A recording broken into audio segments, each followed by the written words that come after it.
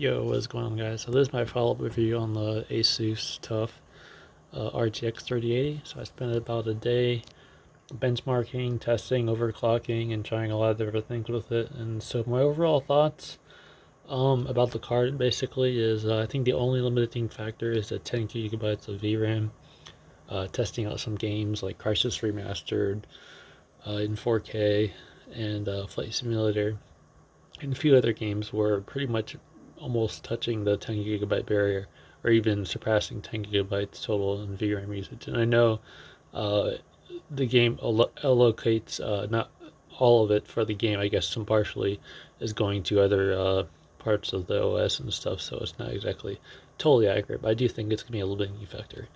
And then as for the final benchmark scores, uh, with Fire Strike Ultra, this is with a overclock on the GPU of 105 megahertz on the core and 500 megahertz on the memory, and my CPU i9-10900K at 5.3 gigahertz. So a total score of 11,375 Fire Strike Ultra. And then Port Royal 11,863. All the settings are still the same as prior.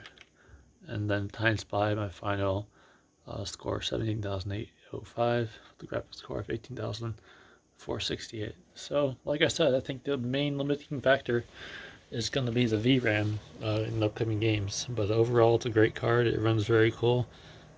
Stock clocks with the fan profile set at the non-silent mode. Basically, you're talking low temperatures between 63 degrees Celsius up to 65, and then overclocked.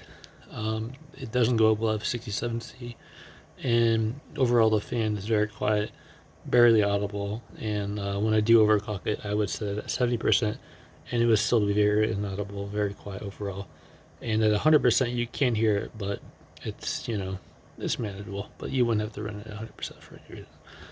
But I guess that's about it. It's a great card, but I do think if you are wanting to get one, I would think it would be smart to hold off until the 20 gigabyte models come out, or if you really want to splurge and go for the 3090, you could do that, but I just don't know if that's a good idea price-wise compared to the 3080. So I guess that's about it. So that's my thoughts. It's a great card, runs cool, silent, and overclocks pretty nicely. And the only limiting factor I could say overall is the 10 gigabytes of VRAM. So thanks for watching, and if you have any other requests, feel free to leave me some, or any questions, I'll be glad to answer. So thanks for watching, and see you guys around. Peace out.